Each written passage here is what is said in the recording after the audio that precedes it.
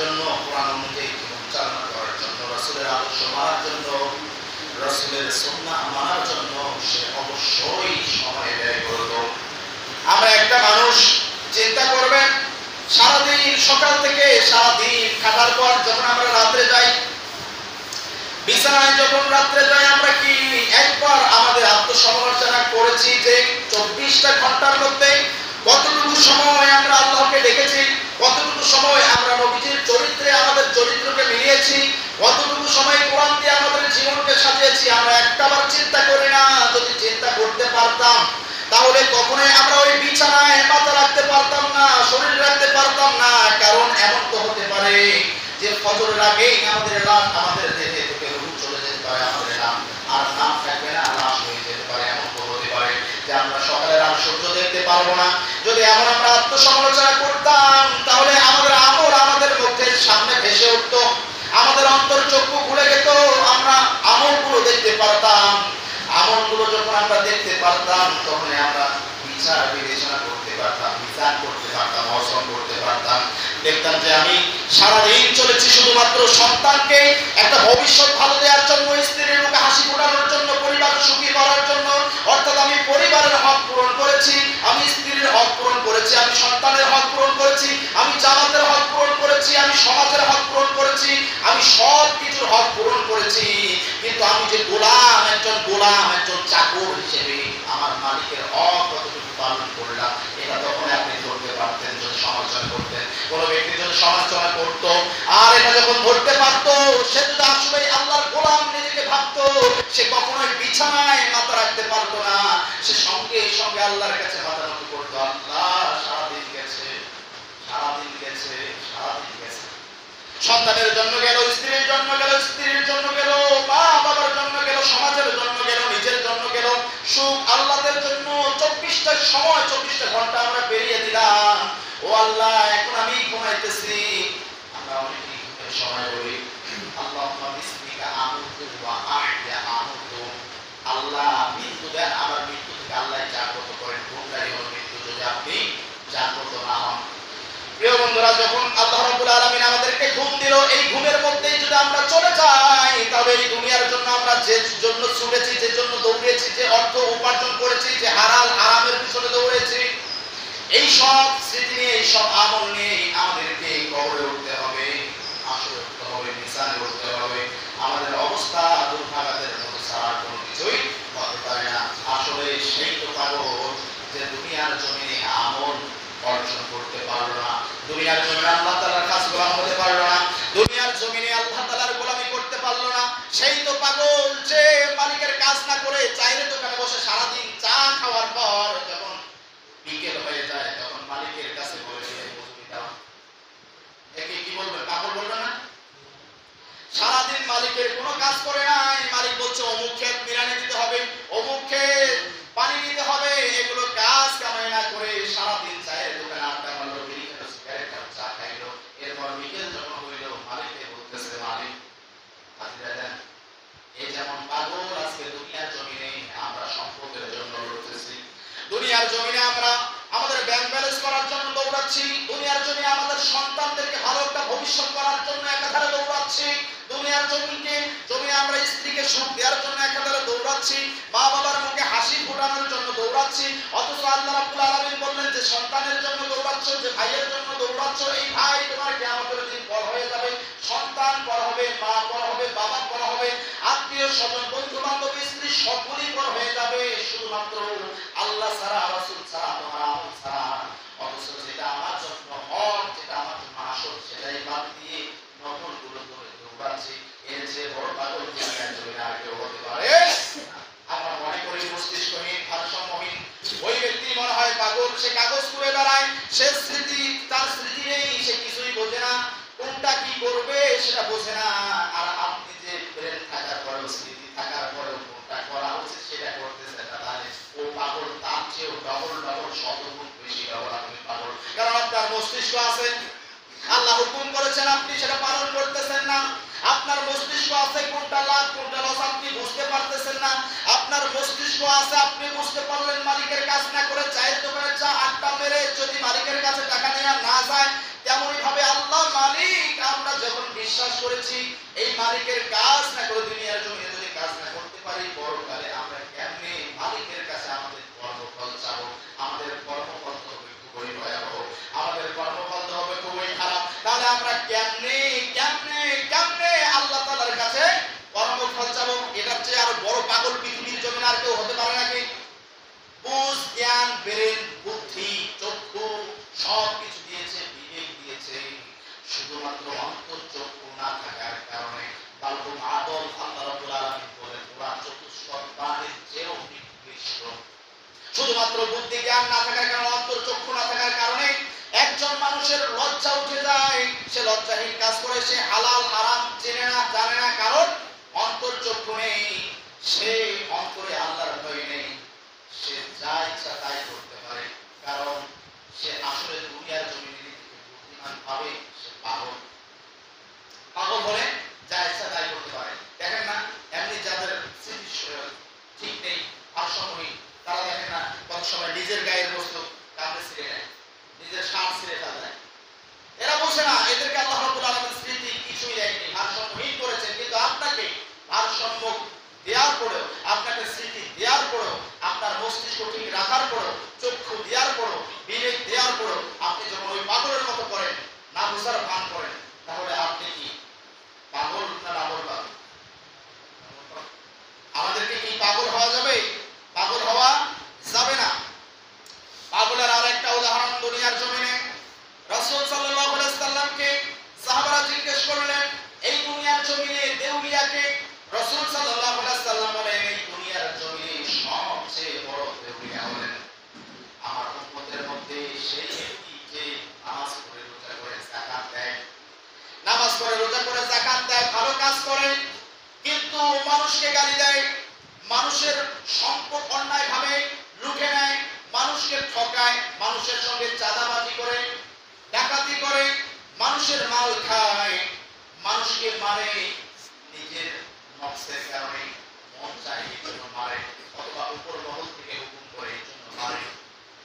আমার উম্মতের মধ্যে সেই ব্যক্তি সবচেয়ে বড় পাগল, সেই ব্যক্তি সবচেয়ে বড় দেউলিয়া, সেই ব্যক্তি সবচেয়ে অসফলকামী, সেই ব্যক্তি সবচেয়ে বড় ধ্বংসাত্মক ব্যক্তি, যে ব্যক্তি নামাজ পড়লো, রোজা করলো, যাকাত দিল, কিন্তু মুসলমানকে গালি দিল, মুসলমানকে গালি দেয়, মুসলমানের ধন সম্পদ অন্যায় করে আত্মসাৎ করে, মুসলমানদের সঙ্গে চাঁদাবাজি করে, অথবা মুসলমান অথবা যে কোনো জাতির সঙ্গে চাঁদাবাজি করে, অন্যের সম্পদ অন্যায়ভাবে লুণ্ঠন করা, ডাকাতি করা, চুরি করা, এই যে কাজগুলো করে, আবার কাউকে হত্যা করে নফসের প্রণোদনায় অথবা অন্যের হুকুমে, এই যে মানুষকে হত্যা করে, আল্লাহ রাসূল সাল্লাল্লাহু আলাইহি ওয়াসাল্লাম বলেছেন তাদের মতো পাগল এই দুনিয়ার জমিনে আর কেউ হতে পারে না। কারণ আল্লাহ রাব্বুল আলামিন কাল কিয়ামতের কঠিন মুসিবতের দিনে যেদিন কেউ কারো উপকারে আসবে না, সেদিন ওই ব্যক্তি যে নামাজ পড়েছে, ওই ব্যক্তি যে রোজা করেছে, ওই ব্যক্তি যে যাকাত দিয়েছে, কোরআন পড়েছে, দিন আন্দোলনের জন্য ওই ব্যক্তির হাত ছিল। প্রিয় বন্ধুরা আমার, এই ব্যক্তি যে এত আমল করেছে, কাল কিয়ামতের দিন এই ব্যক্তি যে অন্য ব্যক্তিকে গালি দিয়েছে, এই গালি দেওয়ার কারণে এই ব্যক্তির নেক আমল কেটে ওই ব্যক্তির মধ্যে দেয়া হবে। এই ব্যক্তি যে অন্যের সম্পদ চাঁদাবাজি করেছে, ডাকাতি করেছে, অন্যায়ভাবে কেড়ে নিয়েছে, এই ব্যক্তির আমলগুলো ওই ব্যক্তির মধ্যে দেয়া হবে।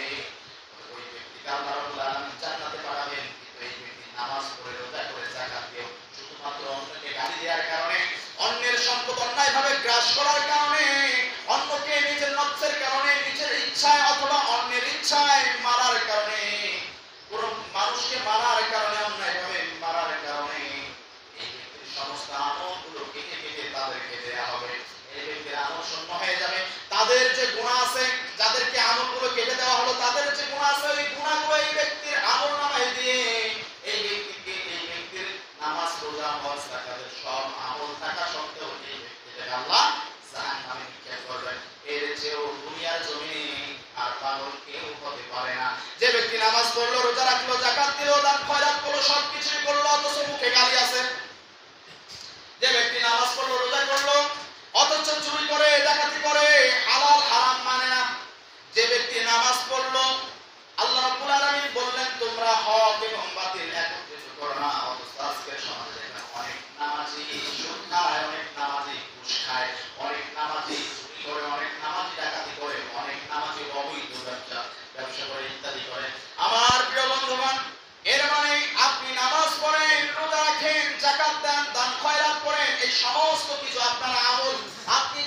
সমস্ত কাজ করেন, অর্থাৎ অন্যকে গালি দেন, অবৈধ কাজ করেন, অন্যের ধন সম্পদ অন্যায়ভাবে কাজ করেন, অন্যকে মারেন, এই কাজগুলো করার কারণে আপনার যত আমল আছে সমস্ত আমলগুলো আল্লাহ রাব্বুল আলামিন ওই সকল লোকদেরকে দেবেন যাদেরকে গালি দিলেন, যাদের মাল অন্যায়ভাবে কেড়ে নিলেন, যাদেরকে আপনি ধ্বংস করলেন, আপনার কারণে যারা ধ্বংস হলো, শেষ হলো, আপনার আমল তাদেরকে কেটে দেয়া হবে, আপনি আমলহীন হয়ে যাবেন, আপনি জাহান্নামে যাবেন। আল্লাহ রাসূল বলেন দুনিয়ার জমিনে, আখিরাতের জমিনে তারাই হলো সবচেয়ে বড় পাগল, তারাই হলো সবচেয়ে বড় দেউলিয়া।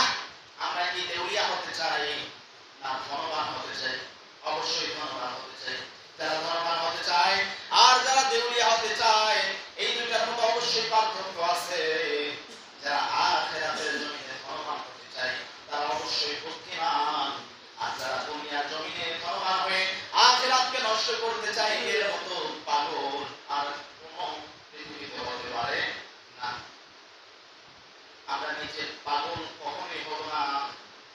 আল্লাহ রাব্বুল আলামিন বিবেক দিয়েছেন, বুদ্ধি দিয়েছেন, জ্ঞান দিয়েছেন, চক্ষু দিয়েছেন সত্যতা দেখার জন্য, বিবেক দিয়েছেন বোঝার জন্য, মগজ দিয়েছেন বোঝার জন্য। এত কিছু নিয়ামত পেয়েও যদি আমরা না বুঝি, তাহলে আমাদের যে অকৃতজ্ঞ প্রাণী দুনিয়ার জমিনে আর কেউ হতে পারে না। আমরা কি অকৃতজ্ঞ জাতি হব না কৃতজ্ঞশীল জাতি হব? অকৃতজ্ঞ জাতি হব। অকৃতজ্ঞ জাতি যদি হয় তাহলে আল্লাহ রাব্বুল আলামিন বলেন, যারা আমার নিয়ামত পেয়েও অকৃতজ্ঞতা করলো, অস্বীকারকারী হলো, শুকরিয়া আদায়কারী হলো না, আমি আল্লাহ রাব্বুল আলামিন তাদেরকে আযাব দিয়ে ধ্বংস করে দেই। আমরা কি আল্লাহর আযাব চাই না আল্লাহর শান্তি চাই? অবশ্যই আল্লাহর শান্তি, আল্লাহর রহমত, আল্লাহর নিয়ামত চাই। তাহলে অবশ্যই আমাদেরকে শুকরিয়াশীল হতে হবে, অশুকরিয়াশীল হওয়া যাবে না। এই জন্য আমাদের মেধা, আমাদের বিবেক, আমাদের চোখ, আমাদের কান, আমাদের অঙ্গ প্রত্যেকটা সঠিক কাজে ব্যবহার করতে হবে, প্রত্যেকটা সঠিক জায়গায় ব্যবহার করতে হবে। শক্তি আছে, ক্ষমতা আছে, এই জন্য যা ইচ্ছা তাই করবো, এটা হতে পারে না। বরঞ্চ কোরআন যা বলে, আল্লাহ যা বলে, রাসূল যা বলে, তাই আমাদেরকে করতে হবে। আমার ক্ষমতা থাকুক, আমার টাকা থাকুক, আমার সম্পদ থাকুক, আমার ধন থাকুক, আমার যাই কিছু থাকে না কেন, আমার পিছনে যত শক্তিশালী নেতা থাকুক, এরপরেও আল্লাহ রাসূল যা নির্দেশ করেছেন তাই করতে হবে। এটাই হলো ইসলাম। আর আপনার নফস যা চায়, আপনার মন যা চায়, বা আপনার নেতা যা চায় তা যদি করেন, তাহলে শয়তানকে খুশি করা হলো। আর শয়তানকে খুশি করার মতো পাগল এই দুনিয়ার জমিনে আর কেউ হতে পারে না। শয়তানকে যারা খুশি করলো, আল্লাহকে যারা খুশি করলো, তারা যেন কখনোই আখিরাতের জমিনে শান্তি কামনা করে না। তারা জাহান্নাম ছাড়া তাদের কপালে, তাদের নসিবে আর অন্য কিছুই জুটবে না। এই জন্য আমরা এমন কাজ করব না যেই কাজে আল্লাহ রাব্বুল আলামিন অসন্তুষ্ট হয়, যেই কাজে শয়তান খুশি হয়। আল্লাহ রাসূল সাল্লাল্লাহু আলাইহি ওয়াসাল্লাম বলেছেন, বুদ্ধিমান তো সেই ব্যক্তি যে নিজের নফসকে নিয়ন্ত্রণ করে। বুদ্ধিমান তো সেই ব্যক্তি যে নিজের নফসকে নিয়ন্ত্রণ করে, আখিরাতের জন্য নিজের নফসকে নিয়ন্ত্রণ করে। আর পাগল, অপদার্থ, ধ্বংসাত্মক ওই ব্যক্তি যে নিজের নফসকে, নিজের খায়েশকে পূরণ করে এবং আল্লাহর উপর ভরসা করে। ওই যে বললাম আল্লাহ আছে এটা বিশ্বাস করি, আল্লাহর হুকুম আছে এটাও বিশ্বাস করি, নামাজ পড়তে হবে বিশ্বাস করি, রোজা করতে হবে বিশ্বাস করি, সব কিছু বিশ্বাস করি। মুখে বলতেছে কিন্তু অন্তরে নাই। অন্তরে যদি বিশ্বাস করতো তাহলে আমাদের অবশ্যই প্রকাশ পাওয়া যেত। অন্তরে বিশ্বাস করতেছে না, মুখে অনেক কিছু বলা যায়, মুখে অনেক কিছু বলা যায়, কিন্তু অন্তরে সেটা বিশ্বাস মেনে নেওয়া, এটা আমলে প্রকাশ করতে হয়। আপনি অন্তরে কতটুকু ভালোবাসেন, অন্তরে কতটুকু ভয় করেন, অন্তরে কতটুকু আল্লাহকে মানেন, বিশ্বাস করেন, সেটা অবশ্যই আপনার আমলে বোঝা যাবে। আপনি মুখে হাজারো চিৎকার করে ভালোবাসা ভয়, আল্লাহর আনুগত্য প্রকাশ পাবে না। হাজারো বলেন আল্লাহ আছে, আল্লাহর ইবাদত করতে হবে, ইবাদত করতে হবে, ইবাদত করতে হবে, চিৎকার মেরে গলা ফাটিয়ে দেন, কিন্তু আপনি নামাজ পড়তেছেন না, ইবাদত করতেছেন না, আপনি যাকাত দিচ্ছেন না, টাকা থাকার পরেও হজ করতেছেন না, আপনি দিন কায়েমে ভূমিকা রাখতেছেন না, আপনি গলা ফাটিয়ে মরতেছেন। এই গলা ফাটানোর কোনো নাম নেই, কোনো কাজ নেই। আপনি আসলে আপনার নফস, আপনার খায়েশ পূরণ করার জন্য আপনাকে টিভি লাগবে, আপনাকে সিনেমা দেখতে হবে, আপনাকে রং তামাশা করতে হবে, আপনাকে পার্টি শাড়ি দিতে হবে, আপনাকে ডিজে পার্টি করতে হবে, আপনার বিয়ের মধ্যে বক্স বাজাতে হবে, আপনাকে অবৈধ ইনকাম করে রাতারাতি বড়লোক হতে হবে। আপনার মনের সমস্ত আকাঙ্ক্ষা, মনের সমস্ত খায়েশ আপনি পূরণ করতেছেন, আর আপনি বলেন আল্লাহ আছেন।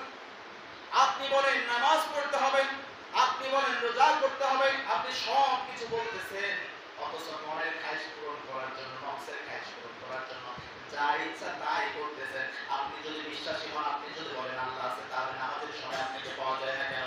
আপনি যদি বলেন আল্লাহ আছে, তাহলে যাকাত দেওয়ার সময় আপনাকে পাওয়া যায় না কেন? আপনি যদি বলেন আল্লাহ আছে, আল্লাহর হুকুম মানতে হবে, আমরা আল্লাহর গোলাম, তাহলে রমজান মাসে আপনি রোজা রাখেন না কেন? আপনি যদি বলেন আল্লাহ আছে, আমরা আল্লাহর গোলাম, তাহলে এত টাকার মালিক হওয়ার পরেও কেন আপনি কাবা যাচ্ছেন না? আপনি যদি বলেন আল্লাহ আছে, তাহলে আল্লাহর দ্বীন কায়েমে কেন নিজের জীবন বিলিয়ে দিচ্ছেন না? এর মানে আপনি মুখে বলতেছেন, আসলে বাস্তবে অন্তরে না। আপনার মুখের কথায় কখনো সফলতা আসবে না যদি অন্তরে না থাকে, বাস্তবে না থাকে। অন্তরে না থেকে, আমলে না থেকে, বাস্তবে না থেকে কখনোই সফলতা আসবে না। আর মুখে মুখে চিৎকার করা, এটা হলো ধোঁকা, নিজের সঙ্গে নিজেকে ধোঁকা দেয়া। আর এটার চেয়েও বড় পাগল দুনিয়ার জমিনে আর কেউ হতে পারে না। আমরা দুনিয়াতে কেউ পাগল হব না। আসলে আমরা ঘড়ির দিকে তাকাই নেই, ঘড়ির সময় হয়ে গেছে। তো আমরা এই পাগলামি গুলো করবো না, যে পাগলামি করলে দুনিয়াতে আমাদের লস হবে। এই পাগলামি গুলো করবো না, যে পাগলামি করলে আখিরাত আমরা হারিয়ে যাব। কেমন পাগলামি? আল্লাহুম্মা তাকাসুর, আল্লাহ রাব্বুল আলামিন বললেন, দুনিয়ার লোভ লালসা, ধন সম্পদের প্রাচুর্যের মোহে পড়ে নিজেকে ধ্বংস করছো। এর মানে আমরা পাগল। কেমন পাগল? যে আমরা দুনিয়ার সম্পদ বাড়াচ্ছি কেন? তো সন্তানকে ভালো ভবিষ্যৎ দেওয়ার জন্য। সন্তান তো পর হবে, আপন হবে না। স্ত্রী পর হবে, মা পর হবে, বাবা পর হবে, সবাই যদি পর হয়, আপনারটা কি হবে? আল্লাহ। তাহলে সেই আল্লাহর হক আগে না বাবা মার হক আগে? আল্লাহর হক আগে। আল্লাহর হক আগে না সন্তানের হক আগে? সন্তানের হক আগে। আল্লাহকে সময় দিয়ে যতটুকু সময় বাঁচে, এতটুকু সময় আপনি আপনার সন্তানের জন্য ইনকাম করেন, আপনি স্ত্রীর জন্য ইনকাম করেন, আপনি পরিবারের জন্য ইনকাম করেন। আল্লাহ বলে নাই সারাদিন মসজিদে জিকির করা না, বলছে। তবে আল্লাহর হক পূরণ করতে হবে। আগে আল্লাহর হক, এরপরে আমার পরিবারের হক। আমরা মসজিদে ঢোকার সময় তো দোয়াটু করি, এবং বাহির হওয়ার সময় আমরা যখন মসজিদে ঢুকি যে আল্লাহ আমার উপর রহম করো, আর যখন বাহির হই আল্লাহ আমার রিজিকের ব্যবস্থা করে দাও, আমি মাঠে নামলাম। ফাদল আমরা বলি, ফাদলিকা বলি না বাইরে হওয়ার সময়? এই ফাদল মানে বরকত দান করো, রিজিক দাও। তাহলে আমরা যখন বাইরে হবো তখন রিজিকের সন্ধান করবো, রিজিকের তালাশ করবো। তা আগে আল্লাহর হক পূরণ করা লাগবে। আপনি আল্লাহর হক বাদ দিয়ে আপনি সমস্ত হক পালন করতেছেন, আপনার কর্মফল হবে জিরো, অবস্থা হবে ভয়াবহ হবে। এইরকম পাগল আমরা কখনোই হব না। আল্লাহ তাআলা আমাদের সঠিক বুঝ দান করুক।